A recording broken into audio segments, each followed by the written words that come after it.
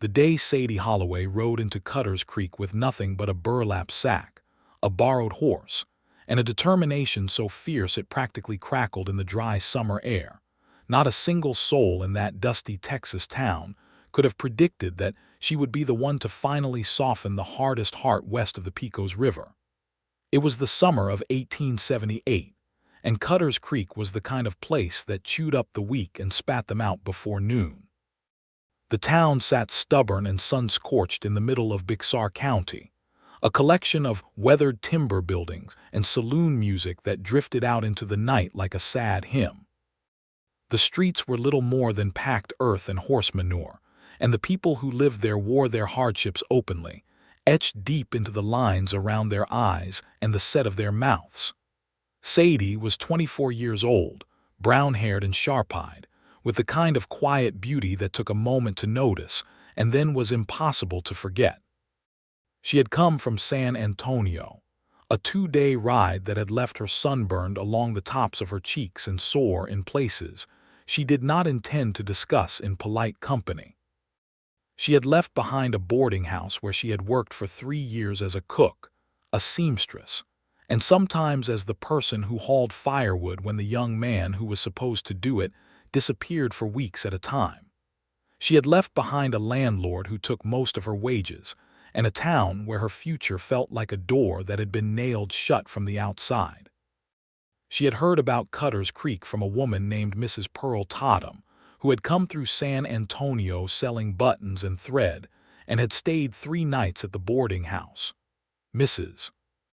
Totham had said that Cutter's Creek was growing, that there was land being settled and honest work to be found, and that a woman with practical skills could make something of herself out there if she was not afraid of hard labor. Sadie had not been afraid of hard labor a day in her life.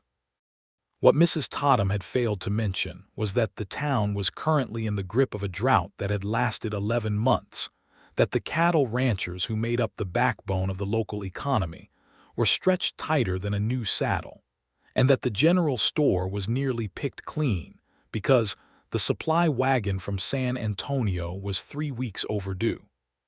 Sadie discovered these things in the first hour after arriving, when she tied her borrowed horse at the post in front of the general store and went inside to see about buying enough provisions to last her a week while she figured out her next steps. The man behind the counter was named Hector Briggs, and he was apologetic in the way of a man who had been apologizing all day and was running low on sincerity. He told her the shelves were lean, that he had flour but not much, some dried beans, a little salt pork that was going fast, and if she wanted coffee she could have it, but it would cost her dearly. Sadie counted what money she had, bought what she could reasonably afford, and stepped back out into the blazing afternoon sun to take stock of her situation.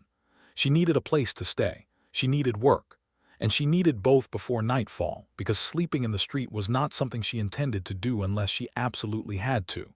She asked Hector Briggs about work before she left, and he scratched his chin and thought about it.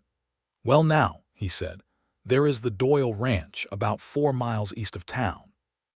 Charles Doyle runs the place. He has got maybe 8 or 9 hands working for him, and not one of them can cook worth a lick. His cook-up-and-left last month went back to his family somewhere in Missouri, I think, and those boys have been living on dried meat and hardtack ever since. If you can cook, Doyle might take you on."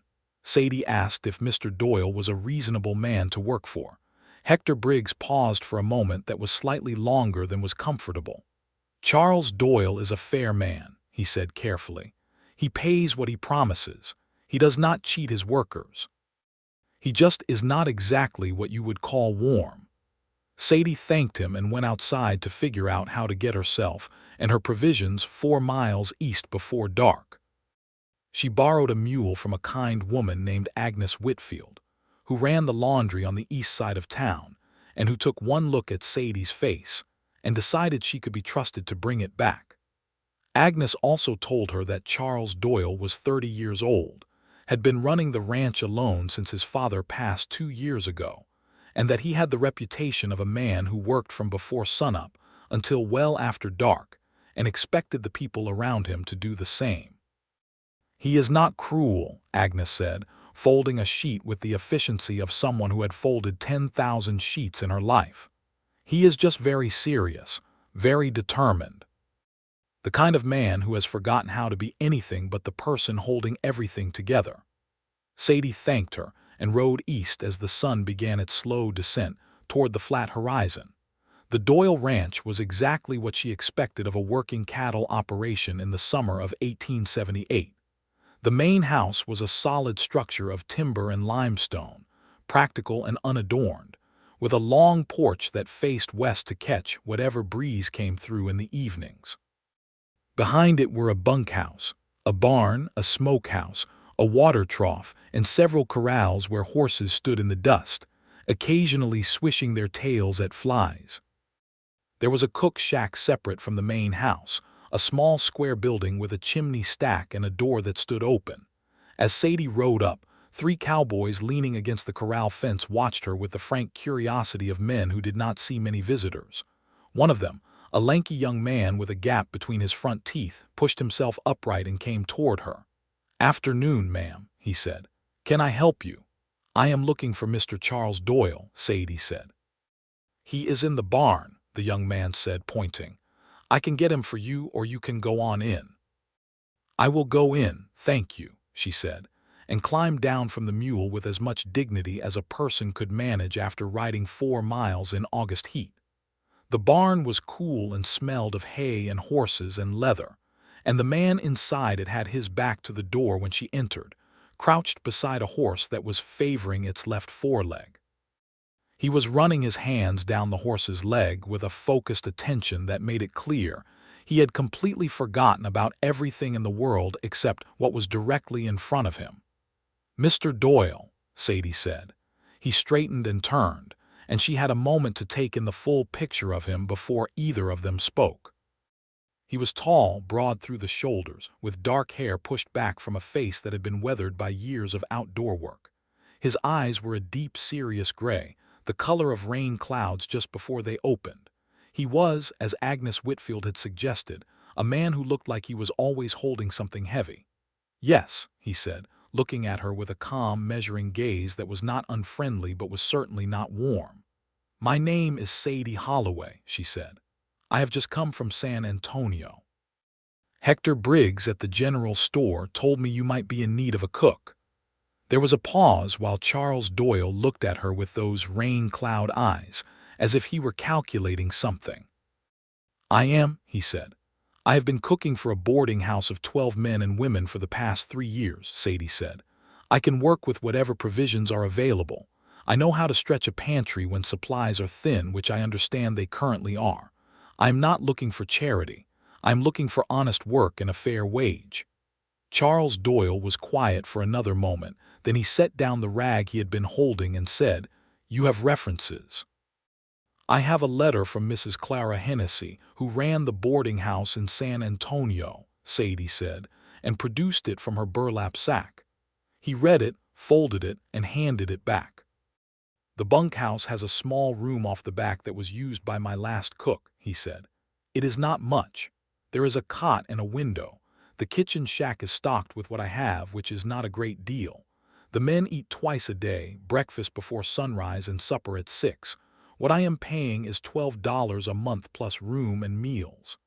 It was not a generous wage, but it was fair for the time and circumstances, and Sadie said yes. She spent that first evening taking stock of what was in the cook shack and making a list of what she needed from town. The pantry held cornmeal, a sack of dried beans, some salt and pepper, a little lard, half a side of salt pork, dried peppers strung on a cord, and a handful of potatoes that were beginning to go soft. It was the kind of supply situation that would have made a lesser cook despair. Sadie made a pot of bean soup with the salt pork cut fine, cornbread baked in the iron skillet, and fried the potatoes with the dried peppers and what little onion she found tucked in the back of a lower shelf.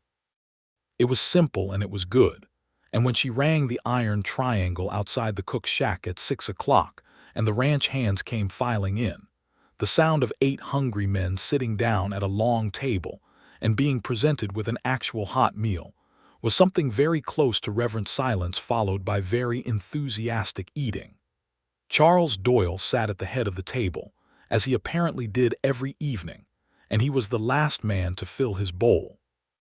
He ate without speaking, which Sadie had been told was his habit, and she did not expect anything from him.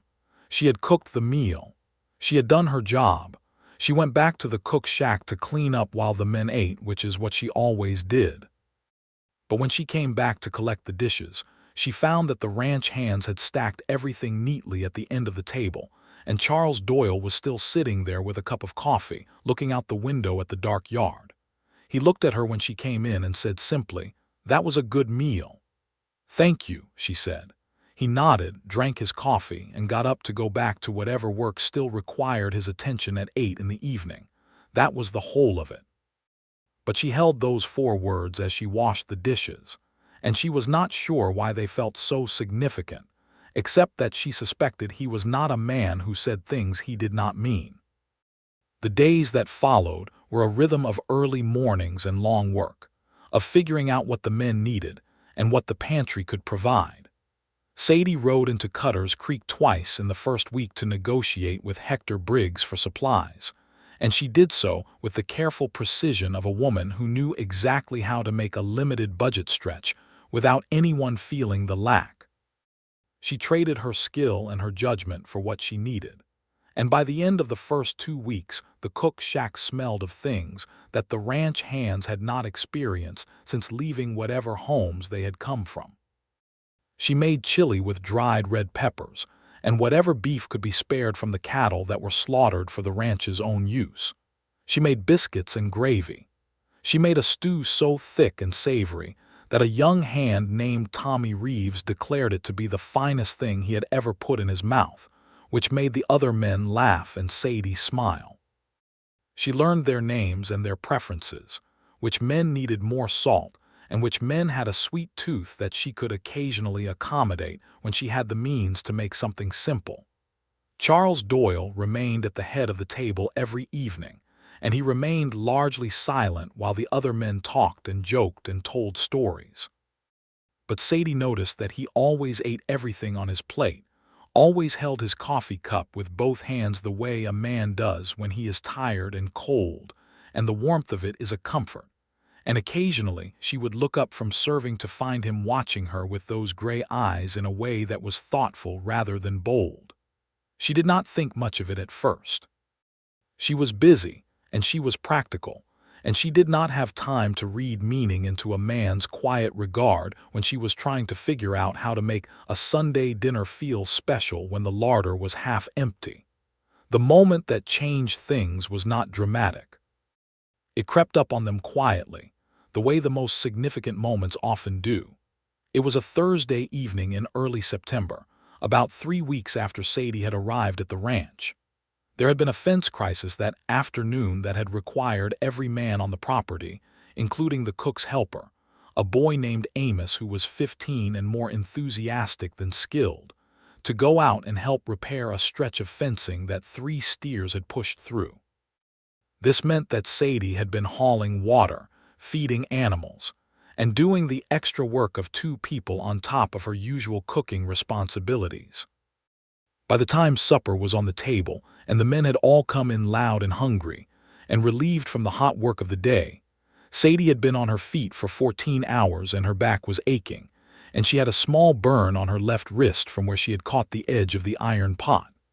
She served the meal, went back to the cook shack to clean up, and was sitting on the back step with her feet flat on the ground and her eyes closed when she heard footsteps on the dry earth. She opened her eyes to find Charles Doyle standing a few feet away, holding 2 cups of coffee. He held one out to her. She took it.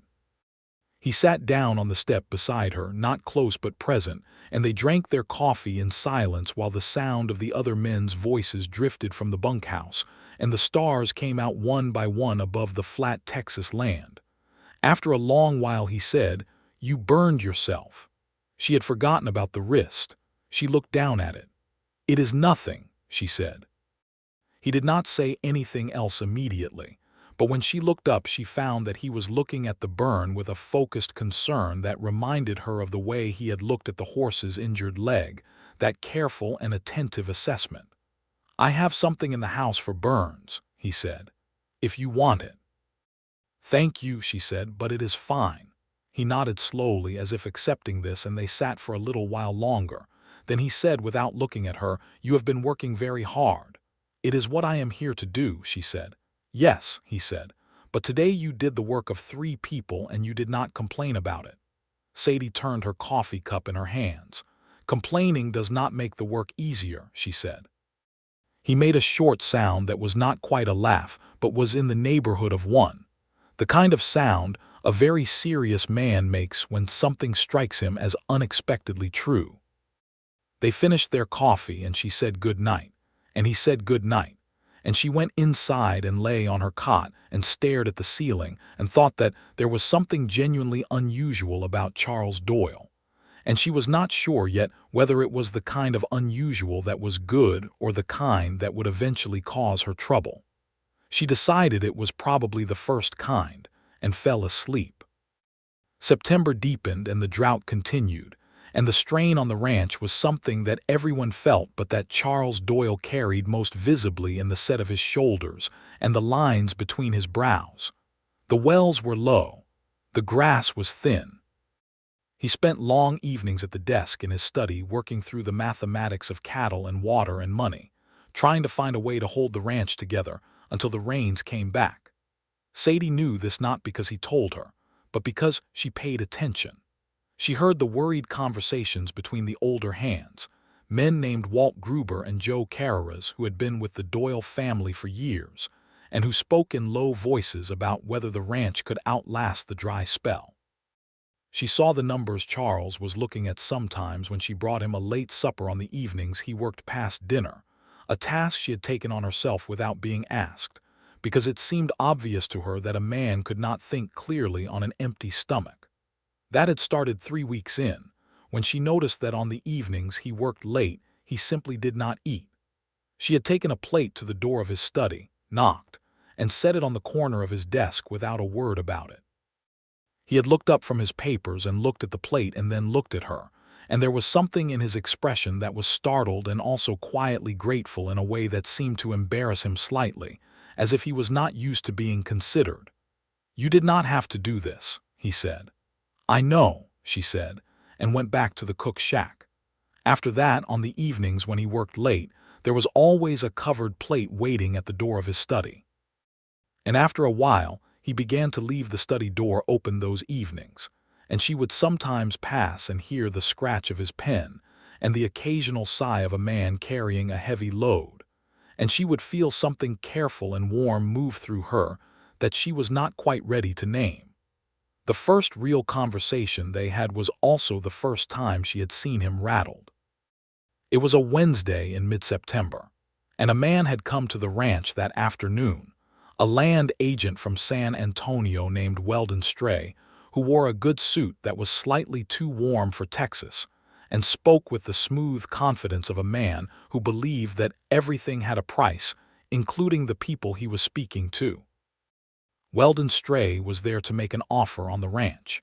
He represented several investors, he said, who were very interested in the property given its location relative to the new rail line that was being discussed.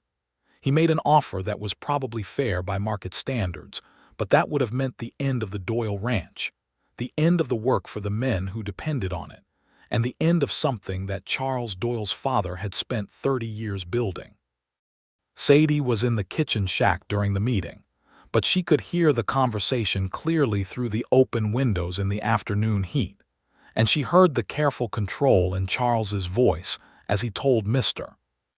Stray that the ranch was not for sale, and the not quite veiled implication in Mr. Stray's response that perhaps that position would change if the drought continued and the money ran short. After Mr. Stray rode away, the yard was very quiet for a while. Then Charles came to the door of the cook's shack, and he did not come in, just stood in the doorway with his hat in his hands and his jaw tight, and looked at her with those gray eyes that were currently doing a very poor job of hiding everything they felt. "I need to go check on the north fence line," he said, which was clearly not what he had come to say.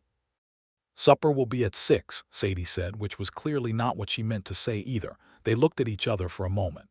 "I heard some of that," she said, because she had always believed that pretending not to know something you knew was a form of dishonesty. "I am sorry he came here." Charles looked at the hat he was turning in his hands. "This is my father's land," he said. "His and my mother's. She is buried in the east corner of the property. You can see her grave from the front porch." Sadie set down the wooden spoon she had been holding. "Then you will keep it," she said, with a certainty she felt in her bones. He looked up at her, and there was something raw in his expression for just a moment, unguarded in a way she had not seen before it was quietly put away again. "I intend to," he said. He put his hat back on and went to check the north fence line, and Sadie made the best supper she could with what she had, because it seemed like the right thing to do.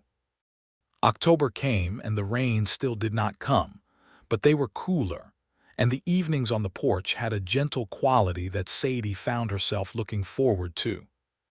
She had fallen into the habit, on the evenings when the work was done and the dishes were washed and the world had gone quiet, of sitting on the back step with a cup of tea she made from dried mint she had found growing wild near the water trough. She had not known she would be sharing this habit until the evening Charles brought his coffee and sat beside her without announcement, as if he had always done it. That became the shape of their evenings. The work of the day, the supper, the cleaning up, and then the quiet half-hour on the back step with their respective cups while the stars came out and the land settled into its nighttime breathing. They talked sometimes and were quiet others, and both were equally comfortable. She learned things about him slowly, the way you learn the contours of a landscape by living in it rather than by looking at a map. She learned that he had grown up on this land, that he had been 12 years old when his mother died and 18 when he started running cattle alongside his father, that he had 2 years of schooling from a traveling teacher, and had read everything he could get his hands on since, that his favorite book was a worn copy of David Copperfield that sat on the desk in his study. She learned that he was hard on himself in the way of a man who had been taught that softness was a liability, that he felt the responsibility for his hands and their families as a personal obligation, and that he laughed so rarely that when he did it was startling and wonderful, a real laugh that came from somewhere deep and genuine. She learned that he had been engaged once, 5 years ago, to a woman in San Antonio named Helen, and that she had decided the ranch life was not for her and had married a merchant instead. He said this without bitterness, in the way of someone who has made their peace with a thing, but there was something in the evenness of his tone that suggested the peace had been hard won. "Were you very hurt?" she asked, because she was direct and she thought he was too.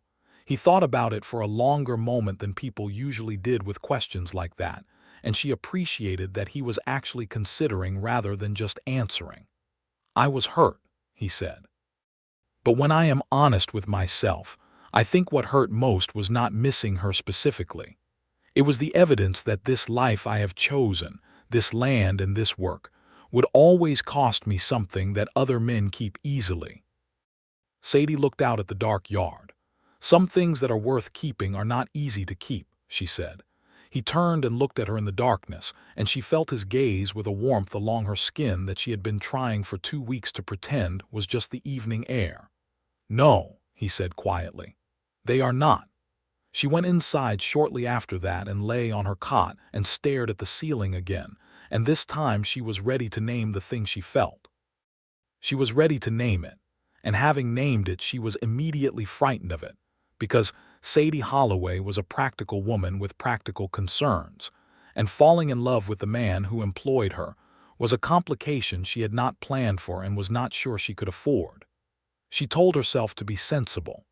She told herself that he was a private and controlled man, and she was reading too much into evening conversations and shared coffee.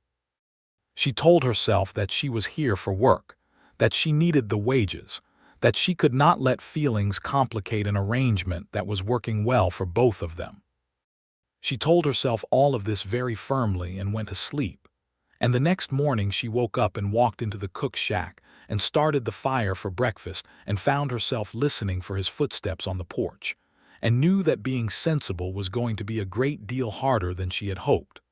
The crisis came in October, quietly and without warning, the way the most disruptive things do. Sadie was in the kitchen one afternoon when Amos came running from the south pasture with his face white and his hat in his hand, and he told her that Walt Gruber, the oldest of the ranch hands and the one who knew the land best, had fallen from his horse while checking on the cattle in the dry creek bed. He had broken his arm and hit his head on a rock, and he was conscious but not making much sense. There was no doctor in Cutter's Creek. The nearest doctor was a man named Elias Carr who had his practice in the town of Millerton, 20 miles south, and sending for him would take the better part of a day. Charles was there in 3 minutes, kneeling beside Walt in the dust of the south pasture with his jaw set and his hands steady, assessing the damage. He sent 2 men to Millerton for Dr. Carr, sent another to the house for the medical kit, and directed the moving of Walt to the bunkhouse with a calm efficiency that came from being a man who had dealt with emergencies on a cattle ranch for over a decade. Sadie brought hot water and clean cloth, and she helped in the way of someone who had grown up in a boarding house where accidents happened, and nobody else was going to handle them. She set splints along Walt's arm with strips of wood from the kindling pile and wrapped them tight while Charles held the old man still, and she talked to Walt in a low, steady voice the whole time, not about anything important, just about the supper she was planning, and the weather and the way the light looked on the hills to the east in the morning, because she had found that in difficult moments people were comforted by the ordinary. When it was done and Walt was settled and 2 of the other men were sitting with him, Charles came out to the pump and washed his hands and stood for a moment with his back to her, looking at the early evening sky. "He will be all right," Sadie said. "Yes," he said, "thanks to you. Thanks to both of us," she said. He turned around. There was a tiredness in his face that was more than physical, the tiredness of a man who had been holding everything together for a long time. "Miss Holloway," he said, and then stopped. "Sadie," she said, "please." Something moved across his face. "Sadie," he said, and the way her name sounded in his voice was different from how it sounded anywhere else, lower and more careful, as if he was handling something he did not want to break. "I do not know how I would manage this place without you." She felt the warmth of that through her whole chest. "You would manage," she said. "You always do. But I am glad I am here." He looked at her for a long moment, and then he said something she did not entirely expect. "So am I." Dr. Carr arrived the following afternoon and confirmed that Walt's arm would heal cleanly and that the head injury was less serious than feared, which was a relief that moved through the ranch like a cool wind through a closed room. Walt himself, propped up on pillows in the bunkhouse with a bandaged arm and a slightly confused expression, declared himself to be fine and complained mainly about missing supper the previous evening. Sadie brought him a bowl of beef broth with cornbread and sat with him for 20 minutes, and he told her, in the rambling way of a man who is slightly fuzzy from a head injury, that Charles Doyle had not smiled at a woman the way he smiled at her since before his father passed, and that, in his opinion, anyone who could make that boy smile was worth their weight in gold. Sadie said that she was sure Mr. Gruber was not as foggy as all that, but that he should rest, and she took the empty bowl and walked back to the cook's shack, and she was smiling to herself in the late afternoon light, and she did not try very hard to stop it. The first time he came to eat with her rather than at the long table with the hands, it was not planned. It was a Sunday evening in early November, and the other ranch hands had gone into town for the evening, all of them except Tommy Reeves, who was on night watch, and it had seemed unnecessary to set the long table for 2 people. Sadie had made a proper supper, chicken stew from a hen that had stopped laying, and a pan of biscuits, and the last of the dried apples she had been saving, sliced thin and cooked down with sugar and cinnamon into a simple dessert that made the cook shack smell like a different world entirely. She had set 2 places at the small table in the cook shack that was technically her working table, and when Charles came in from the barn and found only 2 places set, and the cook shack lit warm and smelling of apples and cinnamon, he stood in the doorway for a moment with an expression that she could not entirely read. "I hope you do not mind," she said. It seemed silly to heat the whole bunkhouse dining room for 2 people. "No," he said, "I do not mind at all." They ate across from each other at the small table, and it was different from eating at the long table with the other men. It was quieter and more personal, and the conversation was easier somehow, less careful, more willing to go into the spaces that table conversation usually avoided.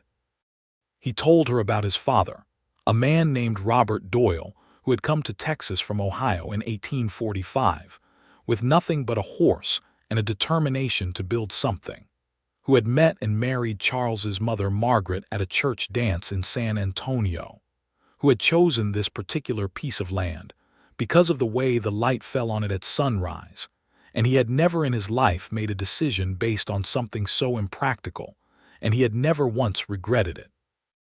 Sadie told him about her own family, her parents who had died of fever when she was 16, the aunt in Galveston who had taken her in briefly, and then not so briefly made it clear that Sadie was a burden, the boarding house in San Antonio where she had found something like a home in the work itself, in the daily rhythm of feeding people and keeping things running. "You have been taking care of other people for a long time," Charles said. "It is what I am good at," she said. "Has anyone taken care of you?" he asked. The question was simple and direct, and it cut to something she had not been looking at too closely. She looked down at her apple dessert for a moment. "Not in a very long time," she said honestly. He was quiet, and when she looked up he was watching her with those steady gray eyes, and there was something in them she had not seen before, something that was both careful and resolved, as if he had thought something through and reached a conclusion. "You should let someone," he said. After supper he helped her carry the dishes to the wash basin without being asked, which none of the other men ever did, and they washed up together in a companionable quiet that felt, to Sadie, like something that had been going on for years rather than weeks. November came in cold and sharp, and with it finally, mercifully, the first rains.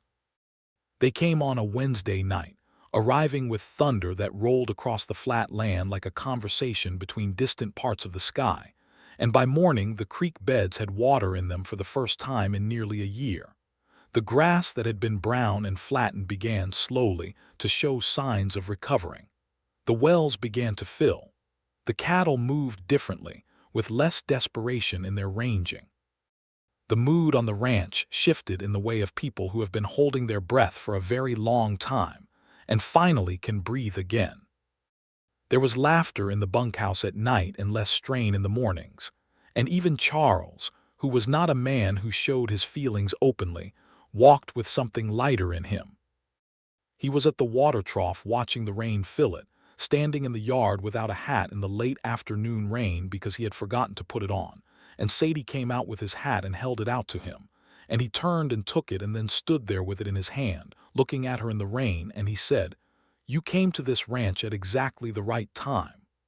"I came to this ranch because I needed work," she said, rain beginning to dampen her hair. "I know," he said. "But you could have needed work in 50 other places. You came here." She looked at him, rain on his dark hair, water filling the trough behind him, and she said, "I am very glad I did." He reached out and tucked a wet strand of her hair back from her face, and the touch of his fingers was brief and gentle, and it rearranged something fundamental inside her. "Sadie," he said. "Charles," she said. They stood there in the rain for a moment that stretched out long and sweet. And then he put his hat on and cleared his throat and said she was going to catch a cold standing in the rain, and she said she never caught colds, and he said that was very probably not true, and she laughed. And he smiled. And they went inside to get dry, and neither of them said anything more about it that evening. But the next morning, when she came to the cook shack to start the breakfast fire, She found a small bundle of dried wildflowers on the work table. There was no note, because he was not a man who wrote notes about flowers, but there was only one person who would have done it, and she tucked the flowers into the small clay jar she used to hold wooden spoons, and they stayed there for the rest of the season. The long evenings on the back step continued, but they changed. The distance between them on the step shortened, not dramatically but noticeably, so that occasionally their shoulders were close enough to touch. They talked more easily now, about everything and nothing, about the land and the cattle and the books they had read, and the things they believed about the world and the way it worked. She told him about the injustices she had seen in San Antonio, the way women were paid less for work that was equal or harder, the way the law did not protect people who did not have money or men to speak for them. She told him about the families she had seen at the boarding house, people who had come west with nothing and been cheated by land agents and merchants who knew they had no recourse. She was not a soft speaker on the subject, and she watched his face while she talked to see if he would look uncomfortable or dismissive. He did not. He listened the way he did everything with his full attention, and when she finished he said, "My father always said that the men who came to Texas looking for freedom were the ones who had none of it where they came from, and that the least you could do was not be the person who took it from someone else." "Your father sounds like he was a good man," she said. "He was," Charles said. "I spend a fair amount of time trying to live up to that." She watched his profile in the evening light and thought that he was already doing a better job of it than he knew. It was Tommy Reeves, of all people, who finally said out loud what everyone on the ranch had been thinking for weeks. He was eating breakfast one morning in late November and said, with the artless honesty of a 19-year-old who has not yet learned to be tactful, "Boss, when are you going to ask Miss Holloway to supper proper?" The bunkhouse went very quiet. Sadie, who was at the stove and had her back to the room, kept her eyes on the pan of eggs she was tending and made no movement that would suggest she had heard. Charles was quiet for a moment and then said in a very measured tone, "That will be enough, Tommy." "Yes, sir," Tommy said, cheerfully unrepentant, and went back to his biscuits. That evening, when Sadie came to the back step with her tea and found Charles already there with his coffee, she sat down beside him and said, without preamble, because she was Sadie Holloway and she had never been able to leave a thing alone once it was in front of her, "Tommy is not wrong, you know." The pause before Charles spoke was the longest pause she had ever heard. "No," he said finally, "he is not." She turned and looked at him. He turned and looked at her. November stars were coming out above the Texas land, and the air had the clean, cold smell of the rain they had finally gotten, and the whole world seemed to be very still, holding its breath.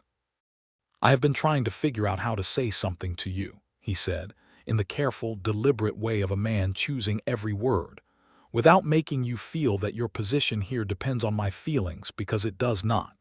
You are the best cook I have ever had, and you are worth your wages regardless of everything else, and I would not have you feel that I am using my position to—" "Charles," she said. He stopped. "I am not worried about my position," she said.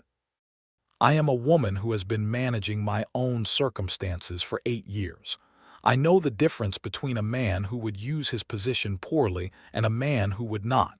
She looked at him steadily. "You would not." He let out a breath. "Sadie," he said, and her name in his voice had that same quality it had had before, careful and warm. "I have been setting a place at the table for you since the day you arrived, and not just because you are the cook." She felt her heart move in her chest. "I know that," she said softly. "I would like to court you properly," he said, "if you would allow it. Meals and conversation and Sunday rides and all of it done right." She looked at him and thought about the burlap sack and the borrowed horse and the 2-day ride from San Antonio, and the boarding house she had left behind, and the landlord who had taken most of her wages, and the door that had felt nailed shut from the outside for the better part of her life. "I would like that very much," she said. He smiled then, a real one, the rare and genuine kind that came from somewhere deep. And it did the same thing to her heart that it always did, that startled and wonderful thing. They sat together on the back step for a long while after that, close enough that their shoulders were touching, talking quietly about nothing particular. And Sadie thought that this precise moment, might be what people meant when they talked about things working out the way they were supposed to. December brought cold and occasional frost, and the kind of blue sky that came only after rain had cleared the Texas air. And Charles Doyle courted Sadie Holloway with a thoroughness and a sincerity that Sadie had not expected, even knowing what she knew about him. He was not a man for grand gestures, but he was attentive in the way that mattered, the way that made you feel seen and considered rather than simply pursued. He rode with her on Sunday afternoons across the land he loved, showing her the places that had meaning, the rise to the east where you could see 20 miles in clear weather, the creek that ran strong now with the rains, and that had cottonwoods along its banks that turned gold in the fall, the corner of the eastern pasture where his mother's grave stood under a live oak tree with a simple limestone marker that read Margaret Doyle, beloved wife and mother, 1825 to 1865. They stood there together one afternoon in the December cold, and he told her about his mother, about the woman she had been, practical and loving and possessed of a dry humor that his father had always said was the best thing about her. He had been 12 when she died of fever, he said, and he had spent the years after trying to be what his father needed, reliable and capable, and not requiring too much. He had been 12 years old and had put away a great many things that 12-year-old boys should be allowed to keep, and the putting away had become such a habit that he was never entirely sure afterward how to take them back out. Sadie stood beside him at his mother's grave in the cold December light and said, "You are allowed to take them back out now. It is not too late for that." He looked at her with those serious gray eyes that were not at all serious just at this moment, that were something much more open and much more vulnerable. "I think you are the reason that is true," he said quietly. She reached over and took his hand, and his fingers closed around hers, and they stood together at his mother's grave in the December cold, and the world was very quiet and very good. He proposed to her on Christmas Day, which was not planned, or at least not in the way of a man who sits down and decides he will do it on Christmas Day. He was sitting across from her at the small table in the cook shack, where they had taken to eating their Sunday and holiday meals together, and she had made a Christmas dinner that was extraordinary given the available provisions: a beef roast with dried herb crust and roasted carrots, and the kind of rolls that take the better part of a morning to make properly, and a simple apple cake that she had been hoarding the sugar for since November. He had been quiet during dinner, but it was a different kind of quiet than his usual silence, the quiet of someone working up to something.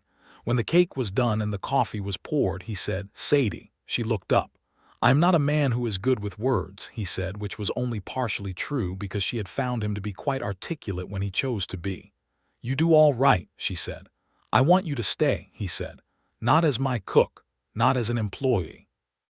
I want you to stay because this house is better when you are in it, and I am better when you are near me, and I have loved you since at least October and probably longer than that." Sadie set down her coffee cup with care. "I want to marry you," he said. "If you will have me. I know this is a hard life and the land is dry some years and the work is heavy, and I know you came here with plans of your own that had nothing to do with a cattle ranch and a stubborn, quiet man, and I would not want you to feel that you are giving up." "Charles," she said. He stopped again. He seemed to stop well when she said his name. "I do not feel that I am giving anything up," she said. "I feel that I am finding what I was looking for." He let out a breath that was clearly the breath he had been holding for the last several minutes. "Is that a yes?" he said. "That is absolutely a yes," she said.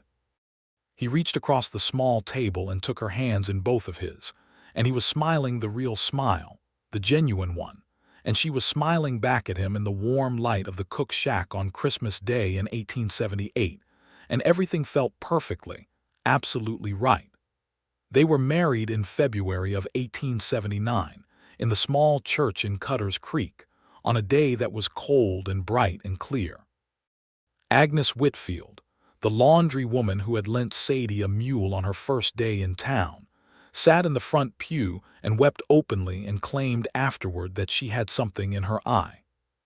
Hector Briggs from the general store came and brought his wife, who had been following the development of this courtship with the avid interest of someone who had read the beginning of a story and absolutely required the ending. Tommy Reeves and the other ranch hands stood along the left side of the church in their best shirts and their most carefully brushed hats, looking collectively like a group of men who were sincerely delighted by something and were not entirely sure what to do with that. Walt Gruber, whose arm had healed cleanly and who was back to full work by January, stood at the back of the church with his hat pressed to his chest and his weathered face doing something complicated that was almost certainly not crying, except that it absolutely was. Sadie wore a dress that she had made herself from blue wool fabric that Agnes Whitfield had obtained from the dry goods in Millerton, and she had spent 3 evenings sewing it by lamplight with the focused precision she brought to everything, and it was the most beautiful dress she had ever owned. She carried a small bundle of dried wildflowers, the same kind that had appeared on her work table that November morning. Charles stood at the front of the church in a dark suit that he had clearly pressed that morning with a care that was visible, and when Sadie walked down the aisle toward him, he looked at her with an expression so openly full of feeling that half the people in the church stopped looking at the bride and started looking at him instead.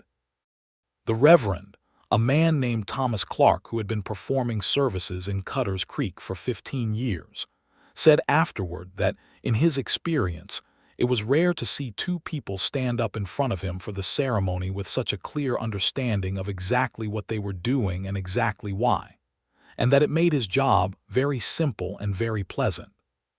Charles took Sadie's hands when the Reverend instructed him to, and he held them the way he always held things that mattered to him, with steadiness and care. And when he said the words, he said them looking directly at her, quietly and clearly and absolutely without reservation. Sadie said her own words with her chin up and her eyes bright and her voice steady. And there was a moment during the ceremony when she became aware that she was no longer the woman who had ridden into Cutter's Creek on a borrowed horse with a burlap sack and a desperate kind of hope, that she had become something else, someone who had found where she was supposed to be and who knew it with every part of herself. They rode back to the ranch that afternoon as husband and wife, and the ranch hands had somehow managed, in the time it had taken for the ceremony and the small celebration at the church afterward, to clean the main house and put fresh flowers on the table inside, which turned out to be Tommy Reeves's idea, and which Sadie would never forget. The main house, which she had seen only from the outside until this point, and which was solid and practical and notably bare of the things that made a house feel like a home rather than a working shelter, now felt like it was waiting for her. She walked through the rooms with Charles and looked at what was there, the good bones of the structure, the large fireplace in the main room, the windows that faced west and would catch the afternoon light, the kitchen that was larger than the cook shack and had better equipment, and she saw the house it could become. Charles stood in the main room and said, a little uncertain in a way that was endearing, "I know it is not much to look at. My father was not much for decoration, and I have not been either." "It is a wonderful house," she said, and she meant it. "We will make it ours." He looked around the room as if seeing it through her eyes, and then he looked at her with an expression so warm it was almost soft, this man who had been putting his softness away since he was 12 years old, and he said, "Yes, we will." The spring of 1879 was the most prosperous season the ranch had seen in 3 years. The rains had come back in earnest, the grass was thick and green, the cattle fattened, and the prices at market were good. The shadow of the land agent from San Antonio receded. The wells were full. There was money enough to repair the bunkhouse roof and replace the oldest corral fencing and hire one more hand, a quiet young man named Daniel Marsh, who had come from Kansas with good references and a habit of reading by firelight that made Sadie like him immediately.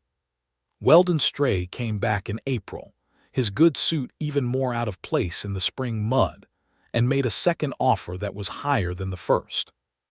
Charles sent him away at the front gate without letting him pass the fence, politely and finally, and watched him ride back toward town with his hands in his pockets and his face completely at ease. Sadie, who had watched from the porch, came down the steps when he turned back. "Gone," she said.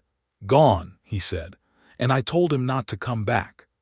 She took his arm as they walked back toward the house, and he covered her hand with his, and they went inside to the dinner she had been making, and the whole episode was closed. By summer, Sadie knew she was expecting their first child, and she told Charles on an evening in July when they were sitting on the front porch, watching the sun go down over the hills to the west. That long golden light that was her favorite time of day on this land that had become so completely hers. She said it simply, because she had always been direct. He turned and looked at her, and the expression on his face went through several things in quick succession: surprise and a kind of stunned joy, and then something so full and so profound that she felt it in her own chest. He took her hands, both of them, and held them tightly. "Sadie," he said, and her name in his voice was something entirely new in that moment, the most tender version of it she had ever heard. "I know," she said, and smiled at him. He was up before she was every morning after that, building the fire and making coffee, which he was not particularly skilled at, but which she drank anyway, because there was something she loved very much about a man learning to do something he had never done before purely out of care. He worried, quietly but visibly, and she reassured him, and he worried anyway, which she found both sweet and occasionally exhausting. The baby came in February of 1880, delivered by a midwife named Rose Cardenas, who had been delivering babies in Bixar County for 20 years, and whose calm competence was the most reassuring thing Sadie had ever been in the presence of.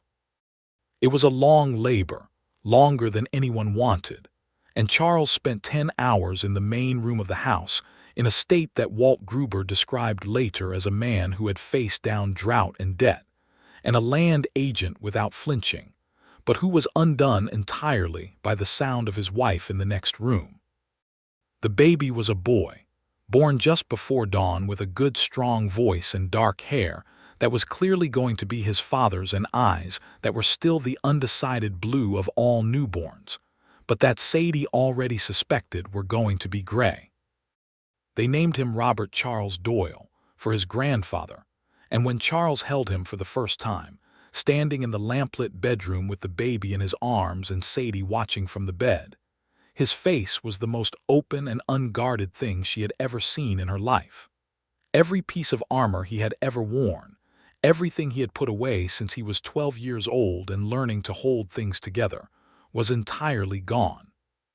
He looked at his son for a long time without speaking, and then he looked at Sadie, and he said with a rawness in his voice that was completely unashamed, "Thank you. We did this together," she said, exhausted and entirely happy. "Yes," he said, "we did."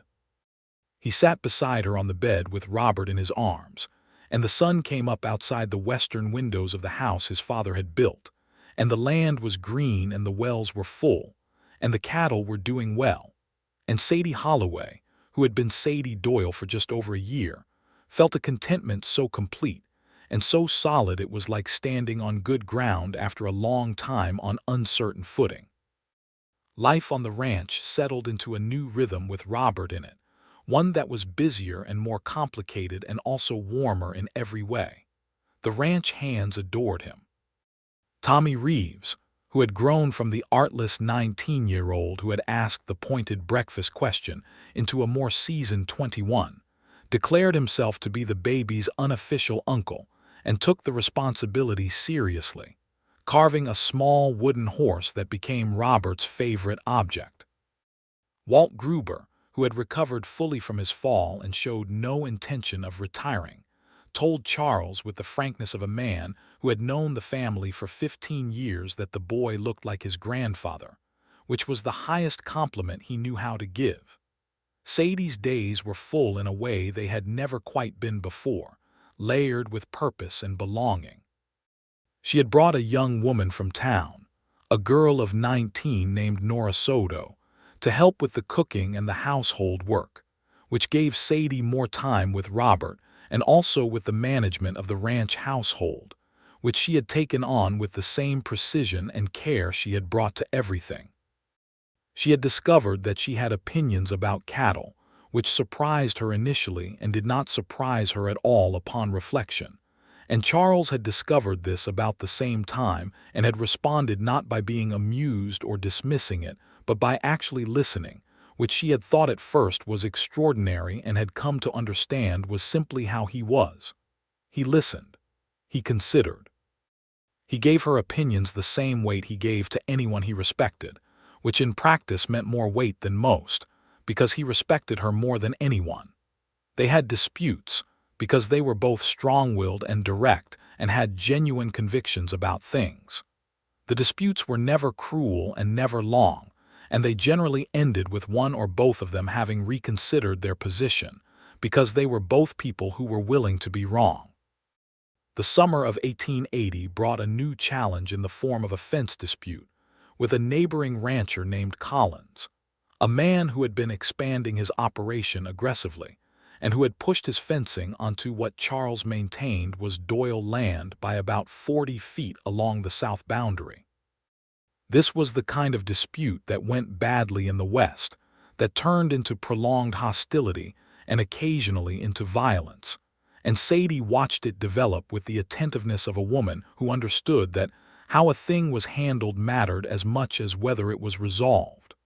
Charles handled it with a straightforwardness that she found characteristic and admirable. He rode to Collins's ranch himself, without weapons beyond what he always carried, and laid out the situation calmly, and with the documentation his father had kept of the original land survey, and proposed that they settle it with a new survey done by the county, which could not be argued with. Collins was not initially receptive, because Collins was a man who preferred his version of things to the official version. But Charles was patient and clear, and refused to be either bullied or inflammatory, and in the end Collins agreed to the survey, and the survey confirmed the Doyle boundary, and the fence was moved. Sadie met Collins once briefly, when he came to the ranch to sign the agreement, and she served coffee and was courteous in the way of a woman who can be perfectly civil to someone she does not much like.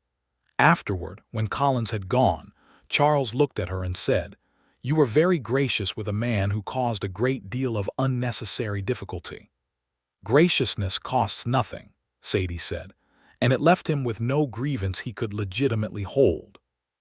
Charles looked at her with a steady, appreciating gaze and said, "I think you might be the most strategically intelligent person I have ever met." She laughed, and he laughed too, and Robert, who was 8 months old and sitting on the kitchen floor experimenting with a wooden spoon, looked up at the sound of both his parents laughing and laughed himself, a round, delighted baby laugh that was the best sound in the world. The years that followed built on each other like good timber, solid and true. The rains became reliable again through the early 1880s, and the ranch prospered in a real and lasting way. Charles added cattle, and eventually a small herd of horses that he sold to the army post 20 miles east, work that paid well, and that Charles found genuinely satisfying in the way of a man who loves animals. Sadie made the house into the home she had seen it could be. She hung curtains in the windows and put a rug on the main room floor and added shelves for books, because both she and Charles read and Robert was going to be taught to read properly. She had decided this while he was still in the cradle. She planted a kitchen garden on the east side of the house, which provided fresh vegetables through the growing season, and which she tended with the same focused attention she gave everything she cared about. She wrote to Agnes Whitfield regularly, because Agnes had been the first person in Cutter's Creek to treat her with simple human kindness on the day she arrived, and she considered Agnes a genuine friend. She wrote to Mrs. Clara Hennessy at the boarding house in San Antonio, who wrote back with news of the city and expressions of happiness at how things had turned out. She hired Nora Soto permanently, and paid her what she herself had once been paid, $12 a month plus room and meals, and fought quietly but effectively for Nora's right to the afternoon hours off that were supposed to be part of the arrangement, and that Nora, who was eager to please, would not have fought for herself.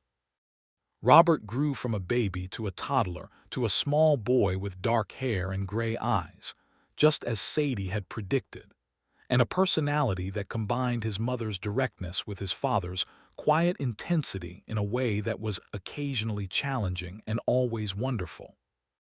By the time he was 3, he was following his father around the ranch with the grave purposefulness of someone who believed himself to be essential to the operation, and Charles encouraged this completely, lifting him up to see things, and explaining what he was doing and treating his son's questions with the same seriousness he brought to everything. Sadie watched them together and felt that specific and complete warmth that was, she thought, the most purely good feeling she had ever experienced. Their second child came in 1882, another boy they named James William Doyle, for Sadie's father whose name had been James. James was different from Robert in almost every way, rounder and louder and possessed of a joyfulness that was constant and immediate.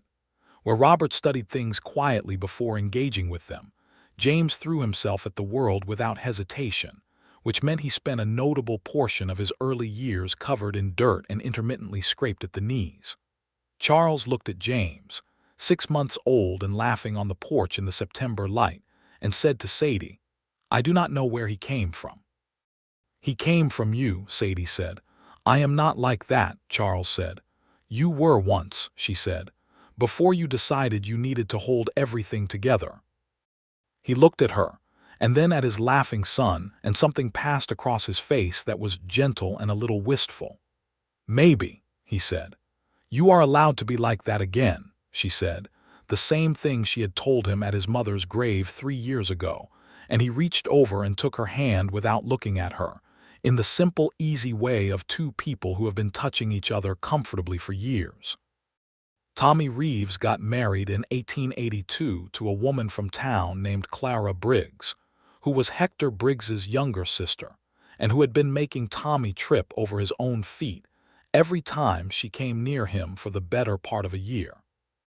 Charles gave Tommy a raise when he got married and told him that a man with a family had different needs than a man without, and Tommy, who had grown into someone quietly substantial since the days of artless breakfast observations, thanked him with a sincerity that made the moment memorable.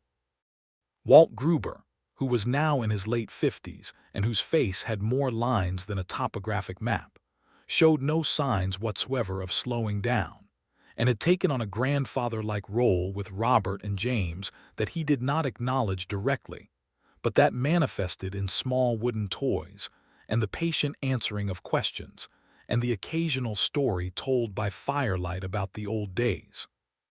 The town of Cutter's Creek grew through the early 1880s, as the region filled in and the railroad that Weldon Stray had mentioned eventually did come through, though it came through the town rather than requiring the acquisition of any private land. This brought new people and new commerce, and the general store that Hector Briggs ran expanded considerably, and a proper doctor arrived and set up a practice, which made everyone breathe easier. Sadie was involved in the town in a way that Charles was not, because her nature was more social, and she was interested in the community that was forming around them. She helped establish a school, working with 3 other women to pressure the county into providing a school teacher by 1883. And she served on the committee that managed the school's operations, which sometimes involved the rather delicate business of convincing ranching families that their children needed to attend regularly rather than only when farm work permitted. She also helped found a small community library, which she and Agnes Whitfield organized together with the combined energy of 2 women who had both grown up with more practical skills than access to books, and who were determined that the children growing up in Cutter's Creek would have both. Charles donated $100 to the library from the ranch accounts without being asked, which Sadie discovered when the treasurer of the library committee told her, and which made her feel the same thing his small daily kindnesses always made her feel, that deep and settled warmth of being with someone whose goodness was not performed for an audience.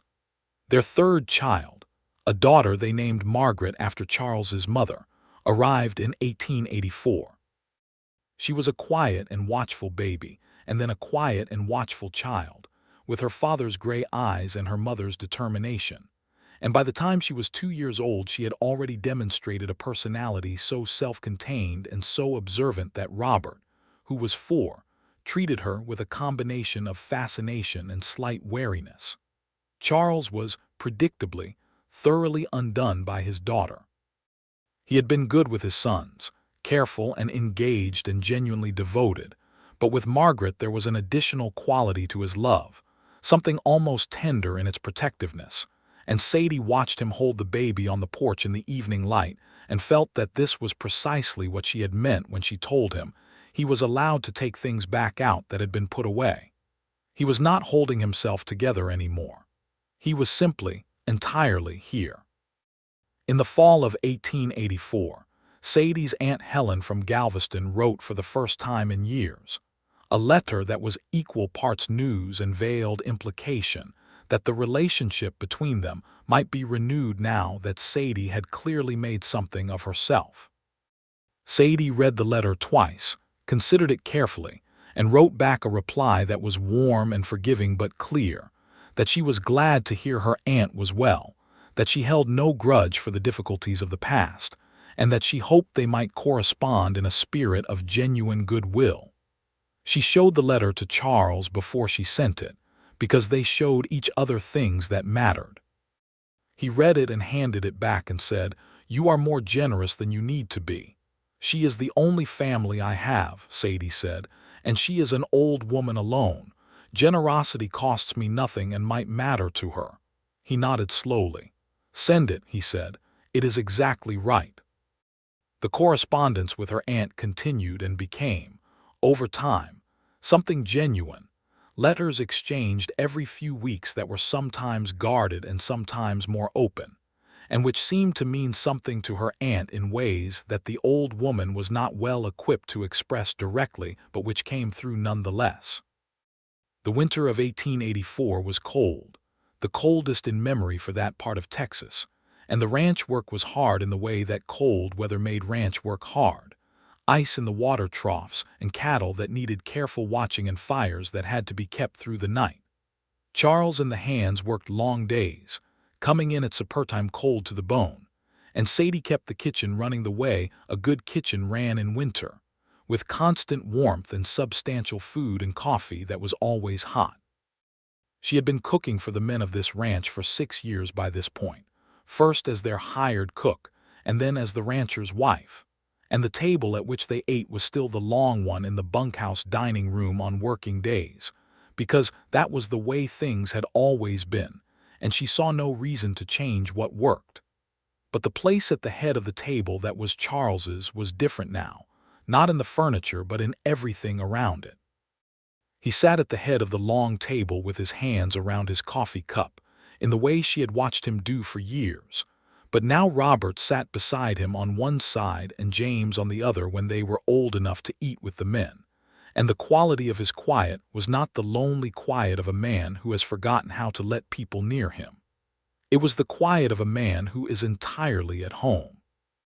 One evening in December of that cold winter, when supper was done and the hands had gone to the bunkhouse, and the children were in bed, and the house was quiet, Charles and Sadie sat by the fire in the main room with their respective cups, her tea and his coffee, as they had sat on the back step of the cook shack 7 years ago, and as they had sat on this same hearth rug hundreds of times in the years between. He was reading his worn copy of David Copperfield, which was held together now with a leather cord because the spine had finally given out, and she was writing a letter to Agnes Whitfield, and the fire crackled and the wind moved across the cold plain outside and the house held them warm and complete. After a while Charles looked up from his book and looked at her, in the simple direct way he always looked at things he valued. "Sadie," he said. She looked up from her letter. "Yes." "I want to tell you something," he said. She set down her pen, Tell me. The day you rode up to this ranch, he said, with your flour sack and your straight back and the look on your face that said you would manage whatever was in front of you, I did not know that you were going to change everything. I just knew that I needed a cook and you could cook, but you changed everything. This house, these people, me. He paused in his careful and deliberate way. I am better because of you in ways I cannot entirely account for, and I wanted to say that, plainly. Sadie looked at him by the firelight, this man who had spent most of his life learning to hold things together and had learned, through her and their children and their years together, to let things be held jointly, and she felt the full completeness of what they had built as something solid beneath her feet. You would have found your way, she said. You are not a man who stays lost. Maybe, he said, but I found my way faster with you. She reached across and put her hand on his, and he turned his palm up and held it, and they sat by the fire in the house his father had built on land his mother had loved, and everything that had needed to be said had been said, and everything that had needed to be done had been done, and the winter wind outside was just the winter wind, with nothing threatening in it. Robert was 7 years old that winter and had already decided he was going to run the ranch someday. A decision he had announced with the quiet certainty of his father, and which no one had contradicted, because it was almost certainly true. James was 2.5 and running the house in a different way, the way of a child whose delight in the world is contagious and irresistible. Margaret, barely walking, stood at the window watching the snow fall on the Texas land with an expression of absorbed fascination that looked remarkably like her grandmother, based on the daguerreotype that sat on the shelf above the fireplace. It was a good life, and it was a true life, and it was exactly the life that both of them had been, in their very different ways, making their way toward, without knowing that it was what they were looking for. The spring came, as spring did, with everything renewing itself in the way that seasons do regardless of human trouble or human happiness. But that felt, in the particular spring of 1885 on the Doyle Ranch in Bixar County, Texas, to be happening specifically for them. The grass came in green and thick, and the creek ran full, and the cattle were healthy, and the horses were fit, and Robert helped his father check the fencing along the east boundary, and came home with his boots muddy and his face proud. And James sat in the kitchen with Nora Soto and ate cornbread warm from the pan, and managed to get flour in his hair.